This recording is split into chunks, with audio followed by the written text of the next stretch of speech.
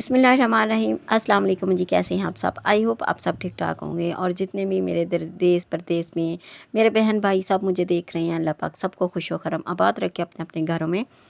तो जी हम गांव में आए हैं, तो मैं गांव की रूटीन ही आप लोगों से अभी तक शेयर कर रही हूँ, क्योंकि अभी तक मैं गांव में ही हूँ। जब मैं वापस जाऊँगी अपने घर सिटी में, तो वहाँ जाके वहाँ की रूटीन शेयर करूँगी। गांव में मेरी रूटीन यही होती है कि ये देखिए, सुबह सुबह का टाइम है, मैं बाहर आती हूँ, मतलब कब्रिस्तान में जाती हूँ, फातिहा पढ़ती हूँ, क्योंकि मेरे अब्बू इस दुनिया में नहीं हैं।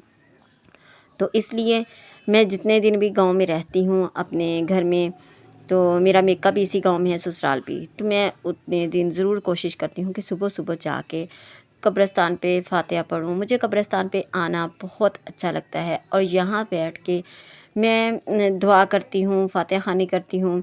इसके अलावा इंसान को यहाँ पे बहुत कुछ सोचने का मिलता है कि ये देखें, दुनिया जो है फ़ानी है। हम चाहे जो कुछ भी कर लें इस दुनिया में, तो ये फ़ानी है। मैं आप सबसे रिक्वेस्ट करती हूँ कि आप सब प्लीज़ ज़रूर कब्रिस्तान जाया करें। तो बस खैर, यहाँ आके मैं बहुत सारी बातें भी अपने अब्बू से करती हूँ। जैसा कि आप सबको पता है कि बाप जो होता है वो बेटियों का मान होता है, धान होता है। तो जब भी बंदा बाप के पास आता है तो उसको रोना बहुत आ जाता है। तो इसलिए मैं भी अब इसी सिचुएशन में हूँ। तो बस मैंने खामोश होकर वीडियो बनाई और आपसे शेयर कर रही हूँ। और ये देखें, प्यारा सा नलका भी लगा हुआ है यहाँ पे। साथ साथ खाला, हम इसको पंजाबी में कहते हैं, तो सराइकी में इसको कस्सी बोलते हैं। तो साथ साथ ये भी जा रहा है, यानी पानी जा रहा है खेतों की तरफ। आगे जो खेत हैं गाँव से आगे, तो बहुत ही ये समा खूबसूरत होता है। परिंदों की आवाज़ें, परिंदों की चहचहाने की आवाज़ें सुबह टाइम, बहुत ही दिल को सुकून मिलता है। और साथ ही ये कब्रिस्तान के जो होती है ना जनाजा का, ये बिल्कुल साथ है। तो ये देखिए, यहाँ भी दरख्त हैं, हरे भरे दरख्त जो होते हैं बहुत प्यारे लगते हैं। और सुबह सुबह इसी बहाने वॉक भी हो जाती है, और मैं अपनी सारी बातें अपने अब्बू से भी शेयर कर लेती हूँ, और उनके लिए दुआ भी करती हूँ, फातिहा भी पढ़ती हूँ। इसी तरह गांव की तरफ आएँ तो कब्रिस्तान के साथ जनाजा गाह है। जनाजे गाह के साथ बिल्कुल हमारे घर में गाँव में, सॉरी घर में कहने लगी थी, कि गवर्नमेंट हॉस्पिटल भी है हमारे गांव में। ये देखें, तो हमारे गांव में ये सहूलत मौजूद है। लेकिन हमारा गांव जो है ना, वो शहर से काफ़ी दूर है। इवन के जो मेन रोड है उससे भी काफ़ी दूर है। और ये देखें, परिंदे इस टाइम अपनी खुराक के लिए निकलते हैं, तो अपना दाना उनका चुग रहे हैं। चूँकि कटाई का मौसम है, कुछ थ्रेशरें लग चुकी हैं, लेकिन कटाई इस दफ़ा लेट हो चुकी है बारिशों की वजह से। अभी भी ऐसा ही मौसम है, बादल भी हैं और धूप भी निकल गई है। मैं कब्रिस्तान में बैठी थी, तब सूरज तुलू हुआ था। जब आई थी तो बहुत, मतलब बिल्कुल दरख्तों की ओट में नीचे थोड़ा सा था। और हमारे गांव का मंज़र देखें, कितना प्यारा है, कितना समा प्यारा है लगता है। और ये डॉक्टरों के कुछ जो क्वार्टर बने होते हैं, तो ये सारे गिर गए हैं। लो जी, फिर हुण घर आ गई हैं, तो बस जल्दी नाल झाड़ू लगानी आ। ते झाड़ू लगा के आपके साथ साथ शेयर भी करती हूँ झाड़ू, क्योंकि बड़ी मुश्किल लगता है। ईंटें हैं लगी हुई हैं, लेकिन हमारा जो एरिया है ये कलर का है ना, तो वो ऐसे ना सारा उखड़ आता है। जैसे जैसे इसके अंदर पता नहीं क्या मिट्टी भरी है, कि नीचे से ऊपर ही उठ जाता है, यानी फूल जाता है सर्दियों में ना। गर्मियों में तो फिर भी कुछ सही रहता है।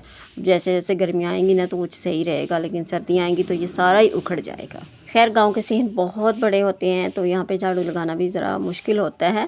खैर, घंटा से 1.5 घंटा लगता है। मैं आपको फिर आगे चल के पूरा सहन भी दिखाऊँगी, और बाहर भी झाड़ू लगाऊँगी।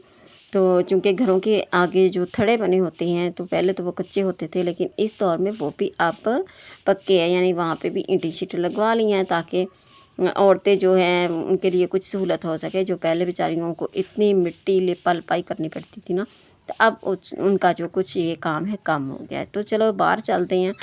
ये देखो, लकड़ी का दरवाज़ा है हमारा, इस साइड पे ये मैंने खोल लिया है।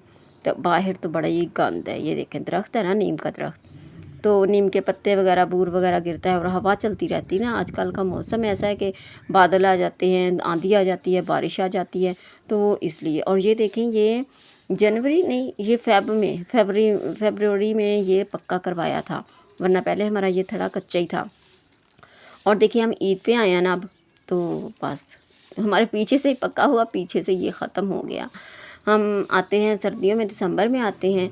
उसके बाद छोटी ईद और बड़ी ईद, इसके अलावा जब कभी बच्चों को छुट्टियां ज़्यादा मिल जाएं, जैसा सेमेस्टर पूरा हो जाए। तो अक्टूबर वगैरह में बाज़ औक़ात 1 हफ़्ते के लिए छुट्टियाँ हो जाती हैं ना, फिर कभी आ जाते हैं, नहीं तो फिर नहीं चक्कर लगता। लेकिन जब आते हैं ना, तो इस दफ़ा हमारे पास काफ़ी टाइम था और हमने गंदम भी अपनी सारी उसकी कटाई करवा के, तो मतलब उसको संभाल के जाना था। बाकी जो थोड़ी बहुत बचनी थी उसको बेच के जाना था।